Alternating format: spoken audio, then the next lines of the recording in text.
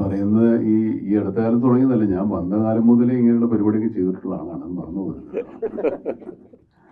ഇങ്ങനെ എണ്ണി പറയാവുന്ന ഒരുപാട് വ്യത്യസ്തമായ സിനിമ നിങ്ങൾക്ക് വളരെ വ്യക്തമായിട്ട് ഓർക്കുന്ന ഈ പറഞ്ഞ പുട്ടുറുമീസ് ആണെങ്കിലും മൃഗയാണെങ്കിലും അതുപോലെ അയ്യർ ദ ഗ്രേറ്റ്, അതുപോലത്തെ ഒരുപാട് സിനിമകളുണ്ട്. ഈ തലമുറയിൽപ്പെട്ട ആളാണെന്ന് തോന്നുന്നു. കുറച്ച് മൂന്ന് ആൾക്കാർക്ക് ഇതൊക്കെ അറിയാം. അപ്പൊ അത് എന്നെ സംബന്ധിച്ചിടത്തോളം അന്നത്തെ ഉണ്ടായിരുന്ന അതേ ആവേശത്തോടെയാണ് ഞാൻ നിൽക്കുന്നത്. അന്ന് നമുക്കെല്ലാം നമ്മുടെ ആഗ്രഹത്തിന് ഒത്തു ചെയ്യാൻ പറ്റിയില്ലെങ്കിലും ഇപ്പോൾ ഇങ്ങനെ അങ്ങനെ ഒരു സൗകര്യം നമ്മുടെ അടുത്ത് വരുന്ന ആൾക്കാർക്കും നമുക്കും അങ്ങനെ ചെയ്യാനുള്ള ഒരു സാഹചര്യമുണ്ട്. അത് നമ്മൾ ഉപയോഗപ്പെടുത്തുകയാണ്. ഇപ്പോൾ ഈ സിനിമ കഴിഞ്ഞാൽ എന്താ സിനിമ എന്നുള്ളത് നമ്മൾ തീരുമാനിച്ചിട്ടില്ല. അങ്ങനെ ഒരു അവസ്ഥയിൽ നിൽക്കുക. ഇപ്പോൾ ഇതിനുള്ള കുഴപ്പമാണ്. മറ്റേത് വന്നു കഴിഞ്ഞാൽ 2-3 സിനിമകൾ നമ്മൾ തുടങ്ങുമായിരുന്നു. ഇപ്പോൾ ഒരു സിനിമ അടുത്ത് തുടങ്ങാനായിട്ട് ഇങ്ങനെ സമയമെടുക്കുന്നുണ്ട്. അത് കുഴപ്പമൊന്നുമില്ല. അതുകൊണ്ട് അതിന് ആൾക്കാർ നമ്മുടെ അടുത്ത് പരാതിപ്പെട്ടിട്ട് വന്നിട്ടില്ല. എന്തേ സിനിമയിൽ അഭിനയിക്കാറുണ്ട്, സിനിമ കൊടുത്താലും അവരുണ്ടെങ്കിൽ കാണും, അങ്ങനെ വിചാരിച്ചാൽ മതി.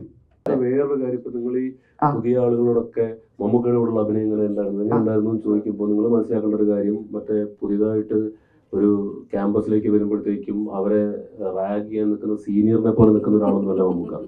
ഇവരെ പരമാവധി ഇവർ പറഞ്ഞ പോലെ പ്രോത്സാഹിപ്പിച്ച് അവർക്ക് ധൈര്യം കൊടുത്ത് അവരുടെ മാക്സിമം ഔട്ട് കംഫർട്ടബിൾ ആയിട്ട് എടുക്കാൻ ശ്രമിക്കുന്ന ഒരാളാണെന്ന് മാത്രം ഇവിടുന്ന് പറയുകയാണ്. Okay, next. ഇവരുടെ കൂടെ അഭിനയിച്ചപ്പോ എന്റെ എക്സ്പീരിയൻസ് എന്തായാലും ഞാനത് ചോദിക്കാൻ റിവേഴ്സ് ചെയ്യാൻ വരികയായിരുന്നു. എങ്ങനെ ഉണ്ടായിരുന്നു മമ്മൂക്ക ഇവരുടെ കൂടെ ഒക്കെ അഭിനയിച്ചപ്പോഴത്തേക്കും? നല്ല സ്വീറ്റ് ആൾക്കാർ, നല്ല ആൾക്കാരാണ്. ഒരു ചാടയില്ല,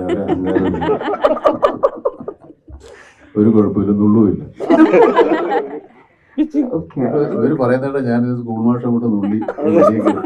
അല്ല, പക്ഷെ ഞങ്ങൾക്ക് ഭയങ്കര എക്സൈറ്റഡ് ആണ്. ഇപ്പൊ ലാലേട്ടനാണെങ്കിലും മമ്മൂക്കയുടെ ഒപ്പം അഭിനയിക്കുമ്പോ അവർക്ക് കിട്ടുന്ന ആക്ടിങ് എക്സ്പീരിയൻസ്, അതുകൊണ്ടാണ് ഞാൻ ചോദിച്ചത് എങ്ങനെ ഉണ്ടായിരുന്നു.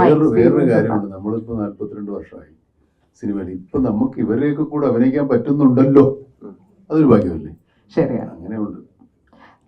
വൈശാഖ് സാർ എന്റെ അടുത്ത് പറഞ്ഞു, നമ്മളൊരു യൂണിവേഴ്സിറ്റി പോകുന്ന പോലെയാണ്, ഒരു PhD എടുത്ത ഒരാളുടെ അടുത്ത് അഭിനയിക്കുന്ന പോലെയാണ്. അപ്പൊ നമുക്ക് അറ്റ് വൺ ഗോ എല്ലാ ഇൻഫർമേഷനും കളക്ട് ചെയ്യാൻ പറ്റില്ല, കുറച്ചായിട്ടേ പഠിച്ചു വരാൻ പറ്റുള്ളൂ. ഞാൻ 10ാം ക്ലാസ് തോറ്റാ, ഞാൻ പഠിച്ചോണ്ടിരിക്കല്ലേ നിങ്ങൾ. അതുപോലെ തന്നെ ഇപ്പൊ ടെർബോ പോലെയുള്ള സിനിമകളാണ്, ആട് പോലെയുള്ള ഒരു സിനിമ ഇനി തീർച്ചയായും അനൗൺസ് ചെയ്തല്ലോ. അടുത്ത് ഞാൻ സംവിധാനം ചെയ്ത അടുത്ത സിനിമ ആട് 3 ആയിരിക്കും. ഓക്കെ, അടുത്ത് വരും.